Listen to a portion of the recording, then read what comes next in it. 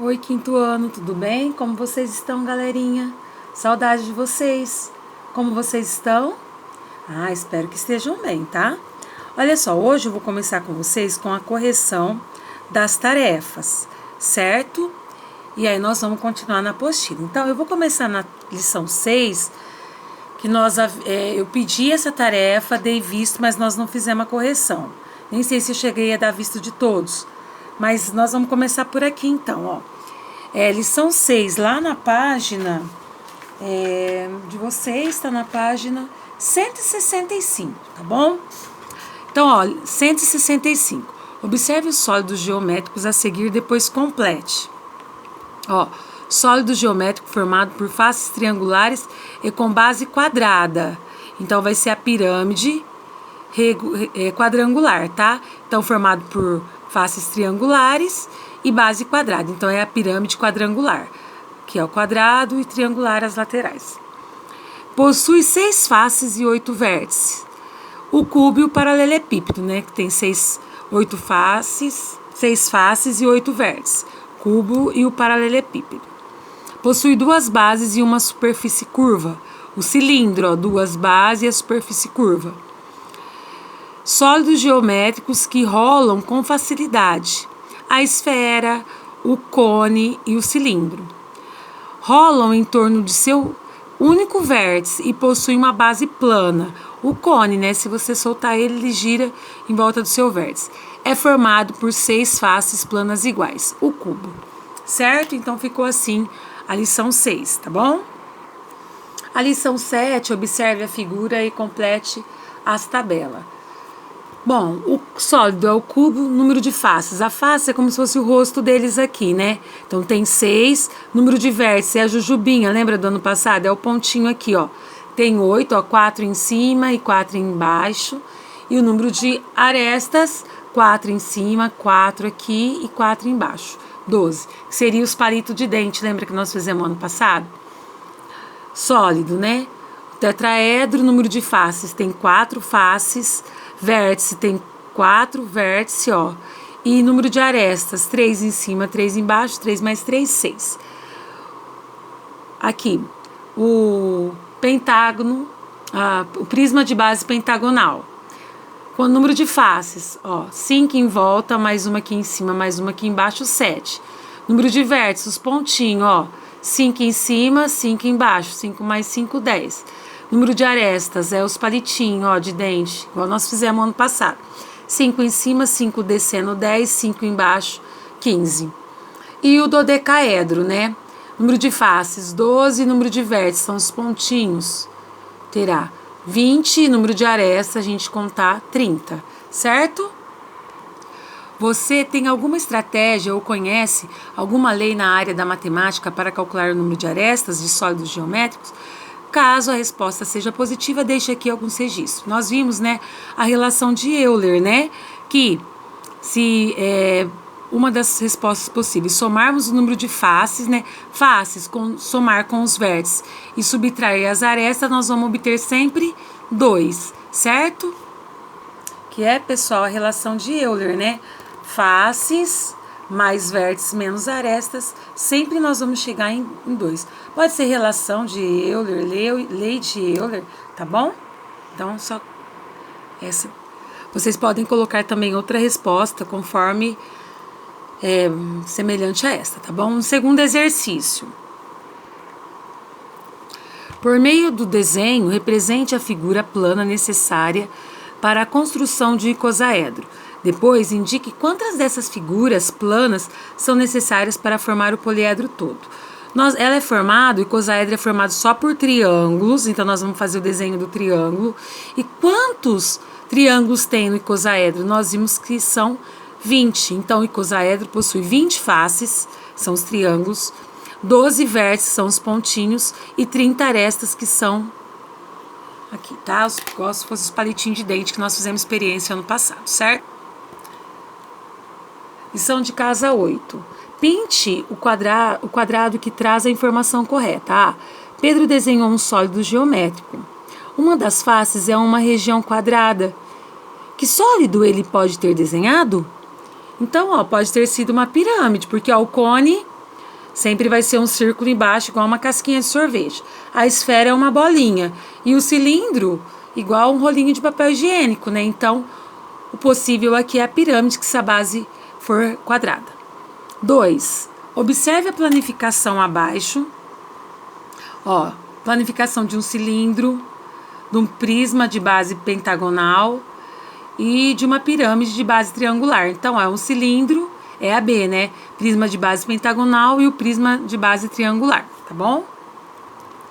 Terceira questão. Analise os sólidos geométricos desenhados e marque com um X a alternativa correta. Olha só. Qual deles tem mais vértices? Ó, vocês têm esses. Qual tem mais vértices? Aqui tem 8, aqui tem 1, 2, 3, 4. Então, aqui, ó, 8 na figura A tem 8 vértices e aqui tem 4 vértices. Faz um X aqui em quem tem mais, no caso, o sólido A. Porque aqui tem 8 e aqui tem 4. Quantas arestas tem cada um deles? 4, 8, 12. Então, aqui tem 12. E aqui tem 3, 6. 6, certo? Então, 12 e 6. Em qual deles o número de vértices é igual ao número de faces? Número de vértices igual ao número de faces. Aqui tem 1, 2, 3, 4. Faces e vértice. 1, 2, 3, 4.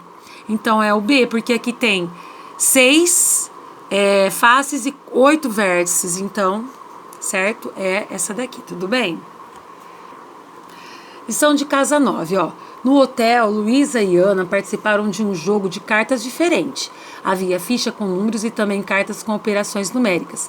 Ao pegar as cartas com as operações, cada menina deveria escolher fichas com números que tornassem verdadeiras operações.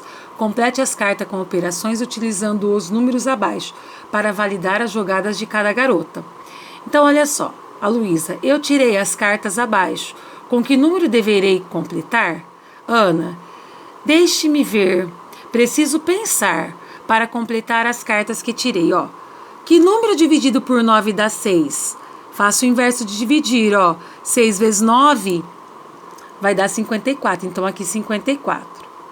72 dividido por quem? Poderia ser o 9 aqui e dá 8. Poderia ser o 8 aqui e dá o 9, tá? 120 dividido por quem que dá 10? 10 vezes 12 vai dar o 120, né? O quem que dividido, poderia fazer também o 120 dividido por 10, que daria o 12. Quem que eu divido por 8 dá 7? Só fazer o inverso de dividir. 7 vezes 8, 56. 66 dividido por quem dá 6? Poderia fazer 66 dividido por 6, que daria o 11, e aqui é o completo 11, que aí 66 dividido por 11 dá o 6. 60 dividido por quem que dá 15? 60 dividido por 15 dá o 4. Então, aqui, 60 por 4 dá 15. Quem dividido por 5 dá 250? É só fazer 5 vezes 250, encontramos o resultado. Aqui é só resolver a divisão. 165 dividido por 33 dá 5. Aqui também, 344 dividido por 2, 176. E aqui, 500 dividido por 4, 125. Lição 10 era só resolver essas divisões. Em todas elas, aqui nós chegamos 202, aqui 202, aqui 303, 303. Qual seria a resposta? Ó, perceber que o dividendo das duas primeiras é formado pelos dobro do divisor, né?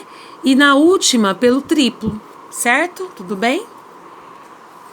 Então, agora, pessoal, nós vamos lá para a correção daquelas atividades da página 132, tá? Hora de resolver problemas. 1. O hotel em que Luísa estava hospedada organizou um passeio pelos pontos turísticos de Salvador. Inscreveram-se para esse passeio 107 homens, 194 mulheres e 38 crianças. Se os ônibus contratados têm cada um a mesma capacidade de transporte, 8 ônibus serão suficientes para transportar todos os hóspedes simultaneamente? Por quê? Explique. Olha só, nós vamos somar, ó, 107 homens, 194 mulheres, 38 crianças, somando das 339. Como são 8 ônibus, divido por 8, vai dar 42. Como sobra 3 e não pode ir passageiro em pé, não será possível transportar todos simultaneamente com 8 ônibus. Será necessário contratar mais ônibus, certo? Tudo bem? Segundo problema, ó, na página 132, tá? Durante o passeio, pararam para almoçar no Pelourinho. A família de Luísa e os amigos de seus pais tiveram um gasto com o almoço no valor total de R$ 192.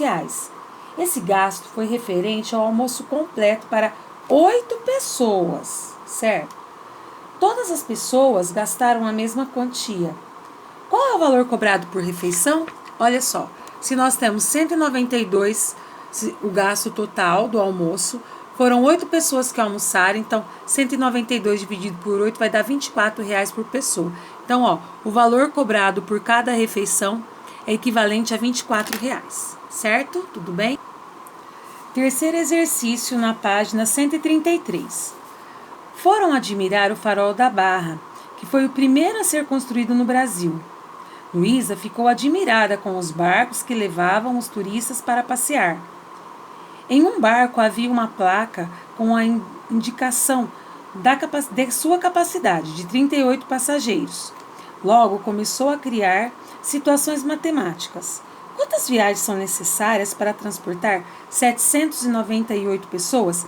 Se a gente tem um total de 798 e a capacidade por viagem é de 38, como nós vamos fazer para descobrir quantas viagens? Ó, nós vamos dividir os 798 por 38.